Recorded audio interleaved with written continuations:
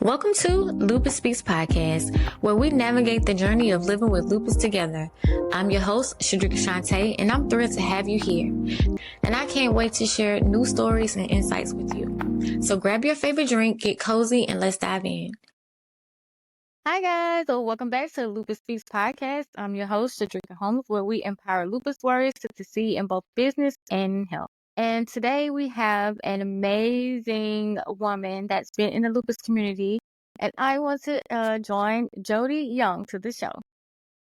Hello. It's so nice to chat with you formally. Yes, ma'am. Yes, ma'am. I'm so excited to have a chat with you today. Can you tell us about your journey and how lupus has shaped you over the past 30 years? Yes. 2 weeks ago, I celebrated, honored, I don't know what's really the right word, my 30 year of diagnosis. But of course, that's not where the journey started. 30 years ago, it wasn't the day of diagnosis that everything started. I had symptoms for approximately 8 years before that. So started around when I was 4, in and out of different symptoms, but of course they were always kind of poo-pooed away or explained away. What we now know is probably arthritis. Well, they thought was just growing pains in my back or in other joints and whatnot. Or I was a full-time dancer when I was younger. And so again, the joint pains, we thought, well, maybe I just overdid it in the class and hadn't realized it, or, this, that, or the other. The extra fatigue, well, maybe I'm just doing too many things. All of that. Finally, when I was 12, I had kind of everything at once. And so that really helped to kind of steer a line towards the diagnosis. I'd actually run all the lupus blood work through Sick Kids in Toronto when I was 8, but nothing came back conclusive at the time. And so they couldn't diagnose me just based on the few symptoms I was having at the time. But everything resurfaced really with a vengeance when I was 12, and I had everything at once, which made it a little bit easier for them to put the puzzle together. And the blood work came back positive at that time too. So as I was 12, heading into 13 is when I was finally diagnosed. So that was my worst flare. I'm very extremely fortunate. That is, even in all these 30 years, that was my worst flare. Okay. But at the time, I had the butterfly rash. I had arthritis the worst was in my hands, but in other joints. So it was a little embarrassing being in grade 8 and not being able to tie my own shoes or hold a pencil or, that type of thing. Yeah. My hands were, the arthritis hands stuck in one position. Extreme fatigue. I had hair loss. Ironically, the hair loss started right when we switched shampoos at home. So again, you just kind of get it away. The rash started a couple weeks after I started a new face cream. So you explained it away at first, but then eventually everything was there at one time. And so you couldn't ignore it anymore. Sores in the nose and mouth. But again, whole family is very prone to like mouth ulcers. So we just thought, oh, well, I'm unlucky. I just have the same, family gene as my mom and my grandmother and my aunt, that we all get these mouth ulcers. But everything was at once. Extreme weight loss. And what else am I forgetting? The big one was the pleurisy. So the inflammation of the lining of the lung. So you have like your lung and you have your ribs, and then there's this in between part, but the lining of it. And I had pleurisy, which was inflammation of that. So basically every breath was excruciating. I don't pain as bad as that since then. Of course, so lying on any pressure on it hurt. So lying down hurt. Deep breaths hurt.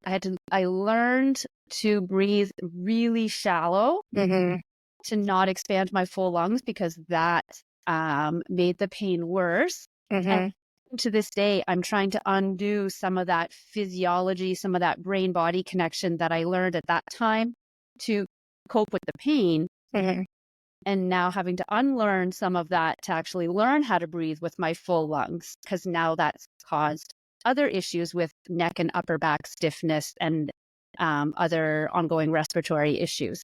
So 30 years later, right? So there's all these things that you don't think about at the time. But yes, the lung pain was the worst when I was first diagnosed. Couldn't sleep. People are trying to make you laugh to make you feel better, but that's just even worse than breathing, let alone like if you have to cough or you sneeze or anything like that. So I was fortunate, all through those years that I was having symptoms, my parents very much knew something was wrong, and we kept trying to go to different professionals to try to get answers. And like I said, nothing ever came back conclusive until it was finally diagnosed at that time. Yeah. So I have a couple of questions. One of the question is, the things that you were talking about when it comes to your lungs, like I never even looked into that because I remember having that type of pain too, where I would just breathe very shallow. And it happened mostly when I was when I was pregnant. It was like, so I just assumed and associated that with the same thing. But the way you're describing it, I'm like, maybe I need to look into that because I used to have that before I was pregnant. Just randomly would just have that pain. Yeah. And I never knew what that was. So Yeah. I never heard anybody else explain that or say that that was like a lung thing. I never knew that. Yeah, it's like a very bad pneumonia, but without the cough and really sharp lung pain. Again, worst pain I've ever felt. And, that's speaking through, I've had 2 children. Yeah.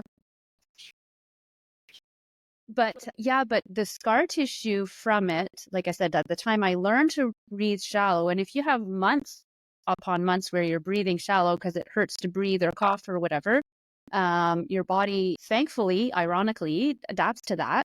And flash forward to in my 20s, I'm diagnosed with asthma. And suddenly we're putting some pieces together on why I so frequently get really bad lung infections, right?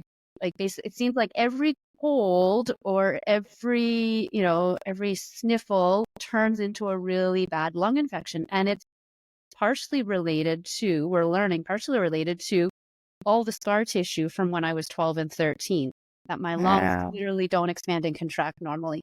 And it's really fascinating because I don't necessarily notice it day to day. I notice it when I'm coming down with a cold or a virus, for sure. I now take puffers regularly, and that certainly has made a difference. So looking at angles from different treating professionals, but anytime a doctor, doctor, nurse, resident, whoever is having me breathe and they're listening with the stethoscope, they're always like, this spot right here in your lower right lung doesn't expand and contract. It sticks a little more than anywhere else. And I was like, yeah. So they can hear it still.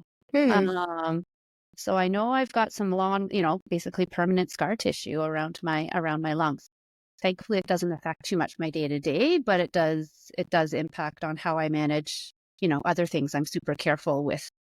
Yeah, because I was gonna ask you, being diagnosed or pretty much living your entire life with this disease, how you manage to reduce your symptoms, as you say, you really have been fortunate enough to not have a lot of pain or big flares. Is it your diet? Is it the way you eat? Is it you? How do you manage to keep that going for so long? Like I have had a couple other mini flares, and I call them mini flares because I think working with my doctor, as soon as I kind of noticed something's a little off, I mentioned it to them and we said, okay, like we're going to tackle it right away. And I know different specialists will have different opinions on that, right? Like some will want to wait until the symptoms are such a degree and your blood work comes back positive. And then some doctors will just be like, oh, let's, head it off before it gets any worse and let's start some treatment. So I don't know, there's necessarily a right or a wrong, but the other 2 lighter flares that I had, we basically intervened as soon as we noticed that something was starting to head downhill a bit. We didn't wait for all the symptoms to come back or other symptoms to appear. I don't know. Certainly we know that you can do everything right and you can still end up in a flares. Right. I'm very fortunate that I have not had that come down my pipeline. But at the same time, I work very hard, basically, for better or for worse, I worked very hard at building a life that is kind of around my illness. And I'm actually very fortunate for that. Like, I'm very grateful for that. I'm certainly feel like my attitude towards being diagnosed with lupus and the impact on my life would have been very different if I had been diagnosed 3 years ago, where I'm already into my career. I already have 2 kids. I'm already married. And then wham, I end up in hospital with these bad symptoms. And all of a sudden I have this new diagnosis that I have to somehow fit into my existing life. Whereas I had the opposite. Not to say it was always easy growing up with lupus, but it gave me an opportunity where I didn't know any different, right? So I had to kind of learn to navigate that very early on and learn my limits very early on. I'm not perfect at it. I still push my limits sometimes. Right. Sometimes it's like no other choice. Out of necessity. Yeah. Life around me happens, right? And other people need me. And there's only so much I can do to maintain boundaries with little people. But it did give me a different lens. So I had to adapt very early at getting very good to life is never permanent. Things are always changing and just going with the flow of that. But at the same time, I had to get very comfortable very early of talking about, talking with my teachers and my professors about it. I had to get comfortable very early, explaining to my friends that I said I'd come out tonight, but I can't because now today's the day, or, whatever the case may be. Yeah. And just accepting that people are going to have different reactions to that.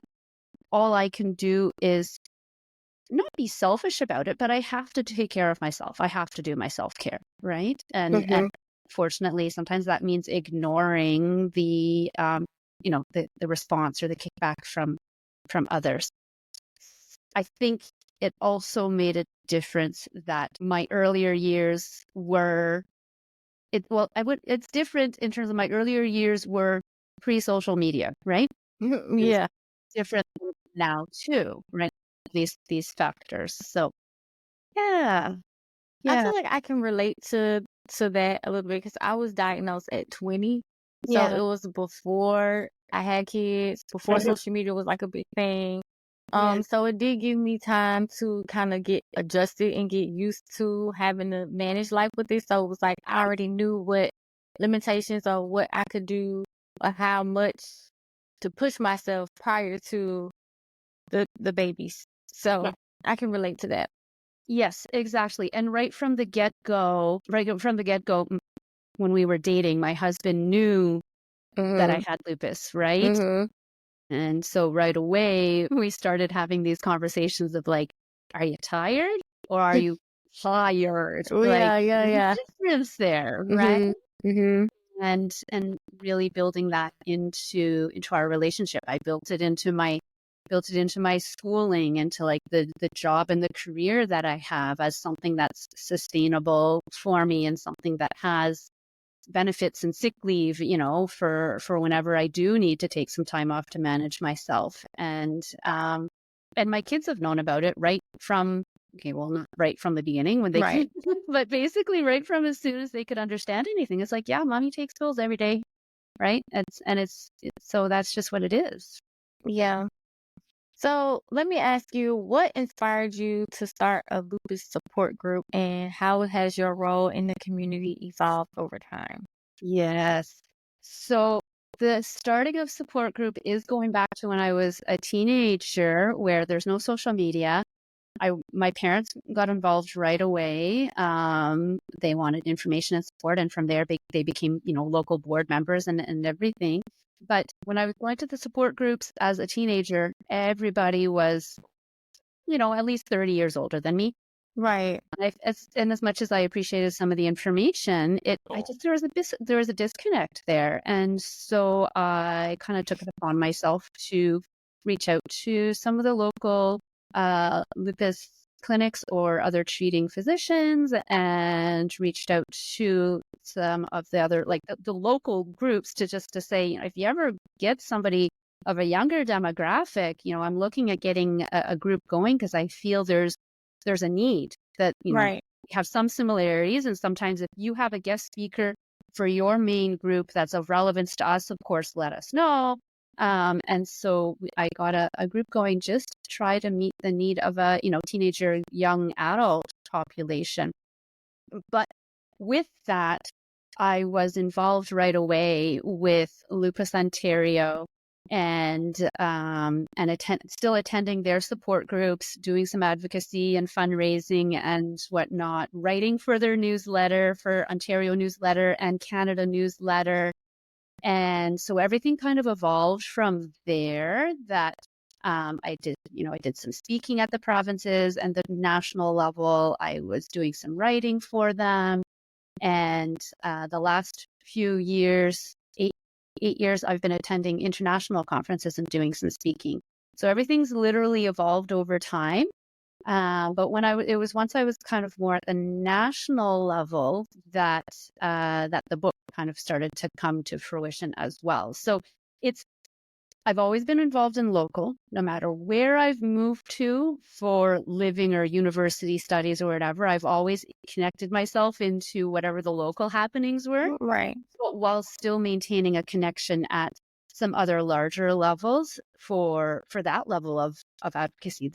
Because there's different things that happen at different levels. The local's great because you can get to know who's in your city. The province is great because you can get to have a bit of a hand of understanding what's happening at that kind of level. But the national level, there's a lot of national healthcare advocacy that's happening.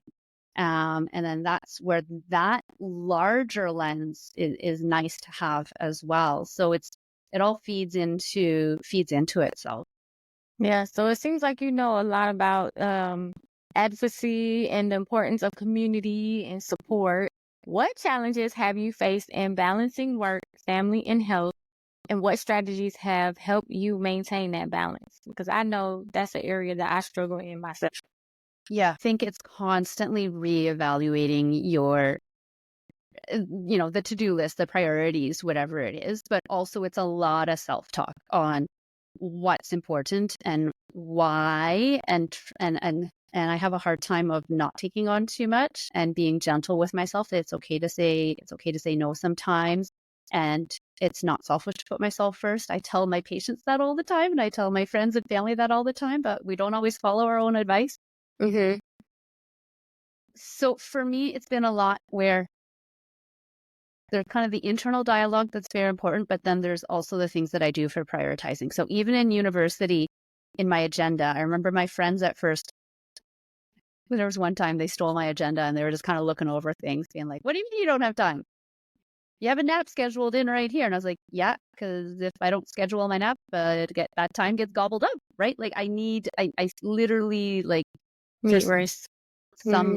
some things I just need to schedule in or else it gets up. So I do prioritize rest. I do prioritize fresh air and movement every day. I do my best for eating healthy. I don't follow any particular restrictions or diet, but it's really just, getting my fruits and vegetables and protein kind of thing and limiting my salt and my sugar. I do love a good bag of Ruffled chips on Fridays. The cheddar ones? But of course, I know I can't have that every day, right? So Right. it's not an overly restrictive, but I do notice a difference when I'm eating healthier items versus when I, slide down a slippery slope because it's a busy week and then you reach for easier things. And having that good support around you. So part of that comes with being comfortable communicating with my teachers. I need an extension on this, or with different employers of, okay, I may sometimes need some time off. And I know different workplaces have different arrangements for that. So, but, and having that support. My husband and I, right from the get-go, I'm a morning person, he's an evening person. So I'm the one that's more easily gets up in the morning with the kids. But then on Saturdays and Sundays, I get a lovely nap in the afternoon while he's up, right? Mm-hmm.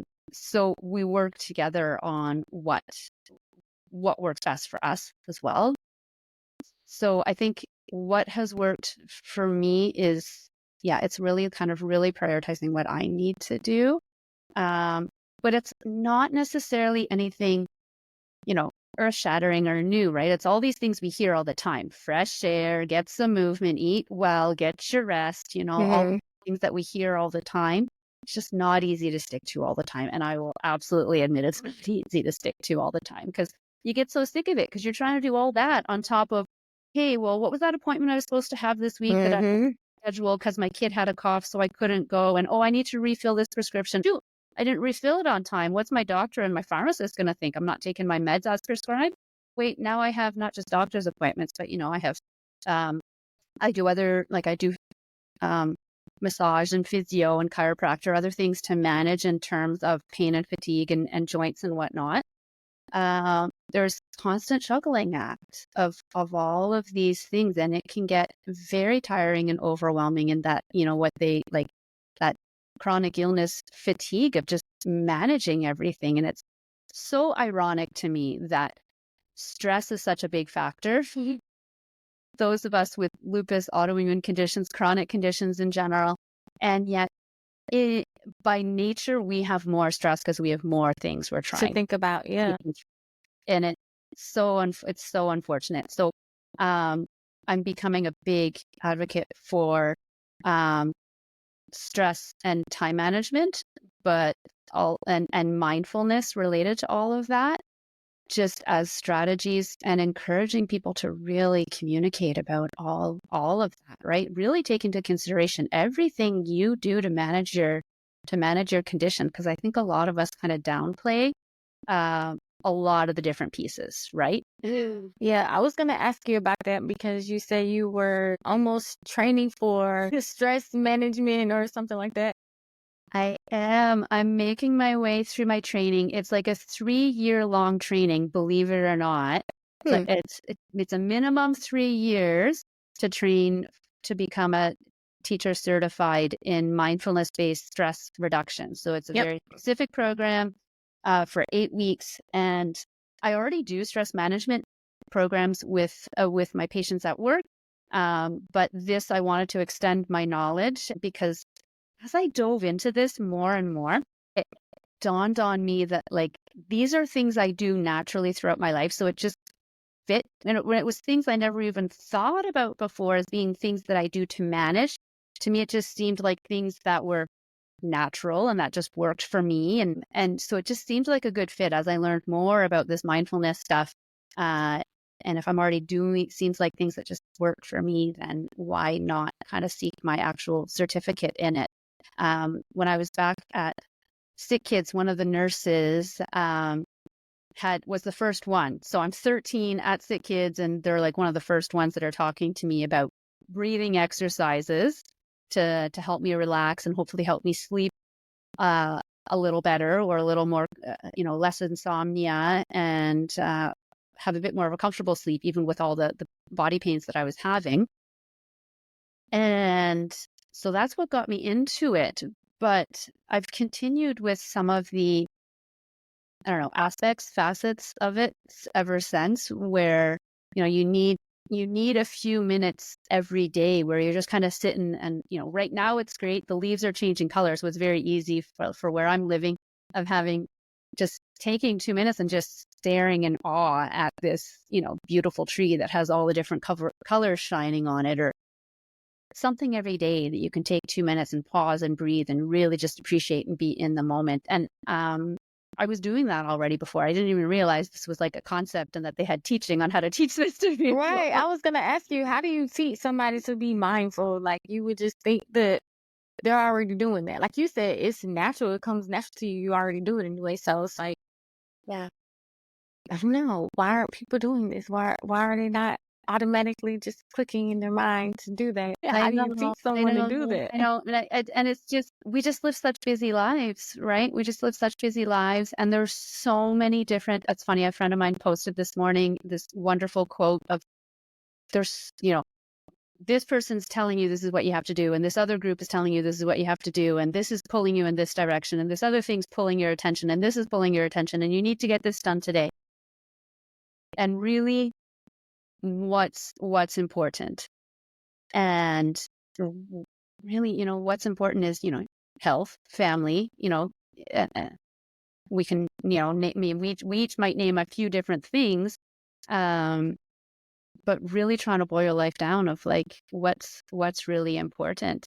And I know that's not easy day to day. We all have those days where it's just like you're getting sucked down the void, right? Mm-hmm.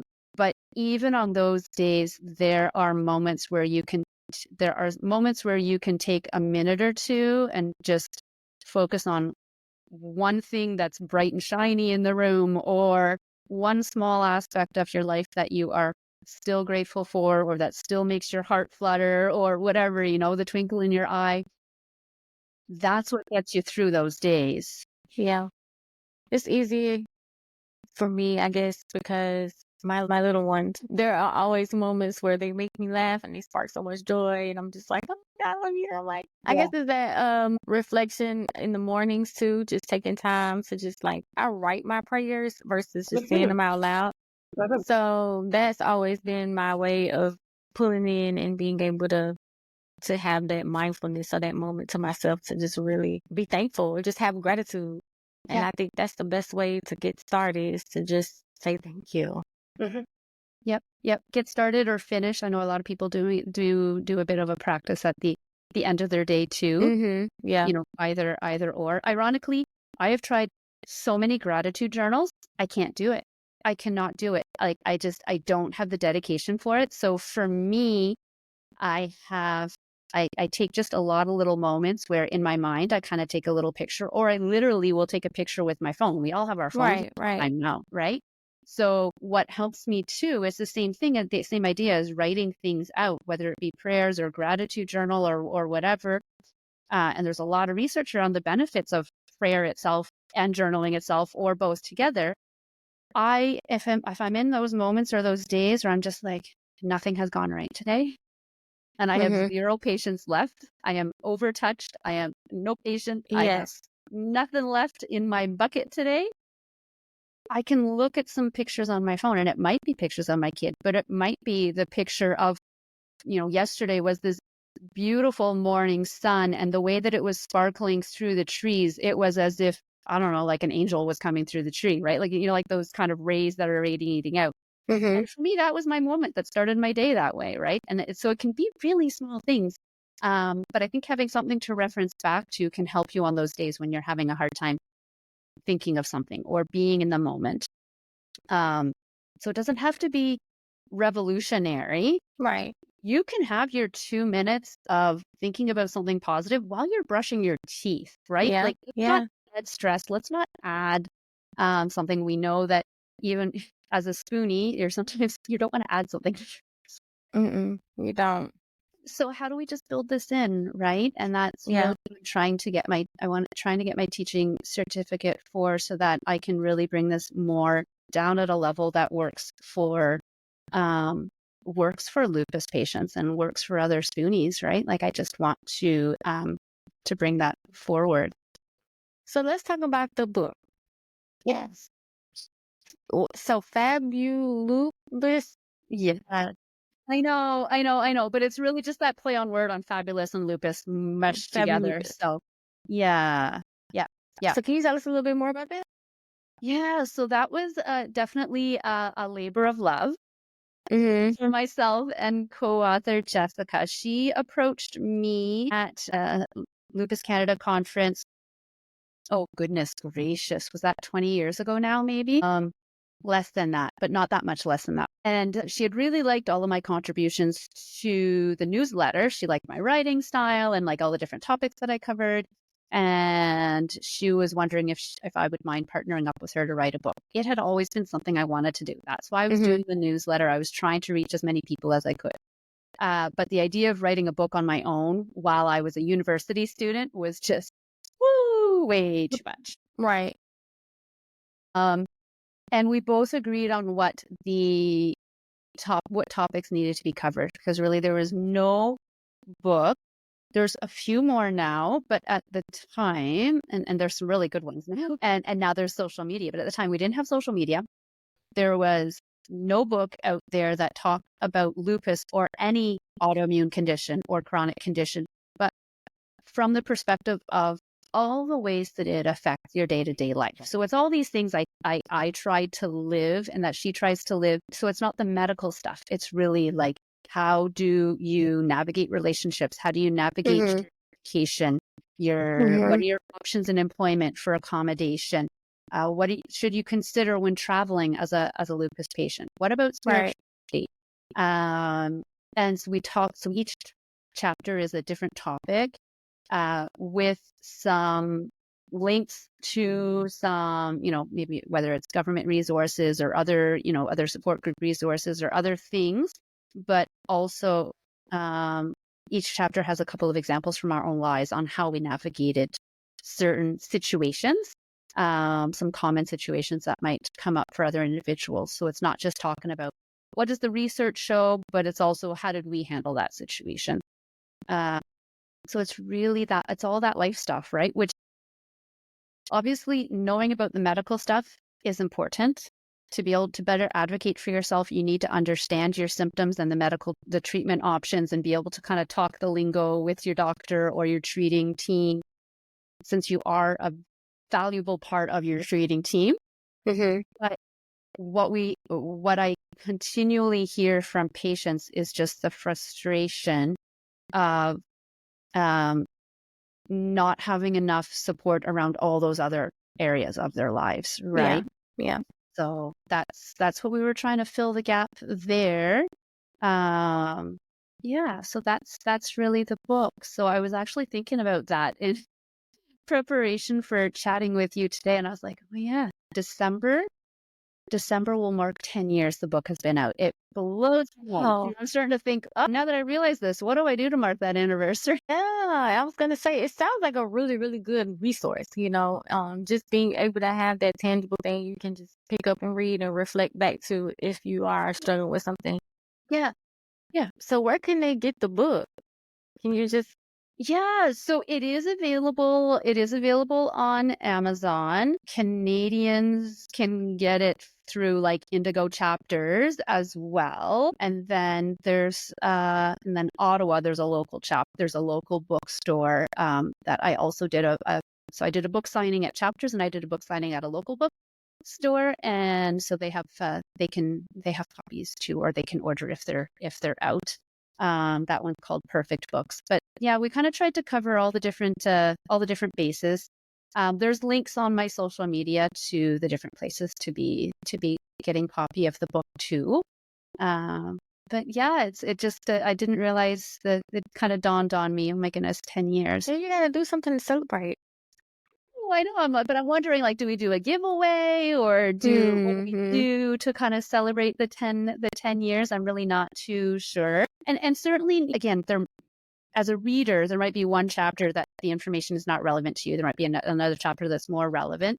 But I think the bottom line, it goes back to the benefit of support groups, connecting to other lupus patients, that even if you don't necessarily learn something new, just hearing that someone else has been through something the same or similar as you, normalizing that can really reduce your stress while you're going through that, right? And so that even makes a big difference. I agree. I really agree, because I feel like prior to me really engaging on social media and just navigating lupus on my own and never really having anyone to relate to me, let alone just having a conversation about my symptoms and them not feeling bad for me. Just having like, oh girl, Kiki, yep, I do that too, and it's just different, a different context. So Yes. I understand that. Yeah. So what are your hopes or for the future of the lupus community, and what changes or improvements would you like to see? At a bigger level, I would love to see the time between symptoms and diagnosis to decrease. Just saying, in my 30 years, it is still average of 7 to 9 years of diagnosis. That's what it was when I was diagnosed. That's what it still is. That's shocking to me that, like, with all the medical advances, we haven't advanced that at all. So I would really love to see that shrink. I think that would decrease a lot of distress for the patients, but I also think that might decrease some like long-term medical spending, right? Or impact on the medical systems. that's, that's like a bigger kind of thinking for me. I would love to, I love social media. I love in-person stuff too. Obviously, there's benefits to both. I would love some sort. I don't even know how this would happen. This is like really dream thinking. Somehow have some better connection or way of interconnecting lupus patients, because right now you can connect with your local group, but they might not be aware of all the online resources, or the online may not be aware of everything that's available local. And your local group is only the people that have reached out and asked about a local group. So what about those people that are uncertain, or like, how can we reach more people, and how can we make it more easily accessible for those that are curious but maybe too shy to reach out in person, or vice versa? How can we make this easier for connecting with people and making sure everyone knows that they're welcome to reach out, right? I get that. That's like the connector person of me, right? Like, I've always been trying to fill those gaps on how do we reach more people through all these different things that I've done. And I still do it as a social worker in my job. Yeah. But that's me. It's like, how can we make resources better accessible to everyone? And how can we make more people feel comfortable to come forward and be a part of the community?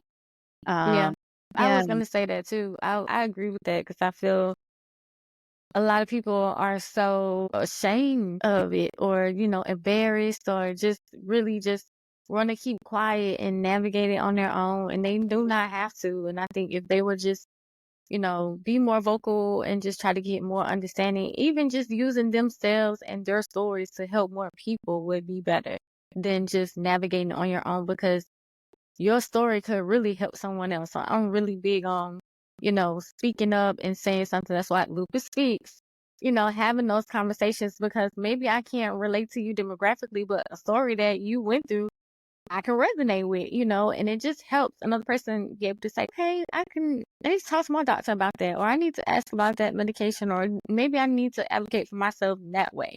It's just helping. And I love that. No, absolutely. Sharing your story and reaching out helps you and helps others, right? It goes both ways. But there's always that struggle, whether it be for support groups or whether it be having more patients participate in research. There's always that struggle on how do we reach more people, right? So Yeah. So what final words or advice and encouragement do you have for the lupus community who are trying to balance their health or work or family and life's many responsibilities? I have many responsibilities. It depends on how you define responsibility and who puts that on you, right?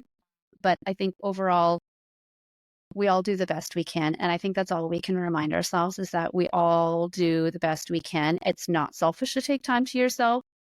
It's not always easy, but finding the right support around you, and it's all possible. It really is still all possible. But you need to take care of yourself first. And it might mean taking smaller baby steps towards your goal than maybe you would have if you weren't diagnosed with lupus, right? But it's still all possible. But be gentle with yourself. You sound like somebody who uses a planner all the time. Do you? Because I've been trying to encourage the community to use a planner or write stuff down for the longest. Like, I feel like it makes the process so much easier just taking that time to write it out. Like you say, you schedule your naps. I know. That is a resource. I just need you to co-sign for me and tell me that that's a resource that's necessary. Agenda or some sort of planning device is very, very helpful. Yeah. But there has to be flexibility in that too, right? You don't want to be you don't want to be beating yourself up and kind of talking negatively to yourself if you had something on the agenda and then today you wake up and it's just not the day, or your kid wakes up and today's not the day. Right, because that happens. Right? It does, yeah. So you need a plan, but you need to be flexible along the way. And I think that's one thing that I'm grateful for my lupus, right? Like, I think I have adapted such a better way of approaching unexpected changes day to day or at a larger level, right? Like it could be with my kids, it could be with extended family, it could be at work, it could be with my health. I think I'm much better at kind of navigating the ebbs and flows of life because of my lupus and because of having to kind of get familiar with that and comfortable with that pretty early on. So yes, planning is good, but as long as you're not too rigid and, upset with yourself if you can't stick with that initial plan. Yeah, I get that. So, where can my listeners connect with you and continue to follow your journey? Absolutely. I would love to connect with more people for them to follow me. I'm on Facebook and on Instagram at Fabulupus. All right. Well, I hope you guys found Jodie's story as inspiring as I did. From her journey to diagnosis, to her advocacy work and mindfulness practices, there's so much to take away from today's episode. So if you enjoyed it, please make sure to hit subscribe on Lupus Speaks. We've got more amazing stories and few tips coming your way. It will really help other lupus warriors find this podcast. And until next time, you guys, peace and be intentional. Thank you so much for tuning in today's episode of the Lupus Speaks Podcast. I hope you found some inspiration, encouragement, and a few loopy gems to carry with you on your journey. If you enjoyed this episode, be sure to subscribe, leave a review, and share it with other lupus warriors who might need to hear this. And remember, you don't have to walk this path alone. We're building an incredible community here, so follow me on Instagram and TikTok at Lupus Speaks, or check out lupusspeaks.org for more ways to connect and get involved. And until next time, peace and be intentional.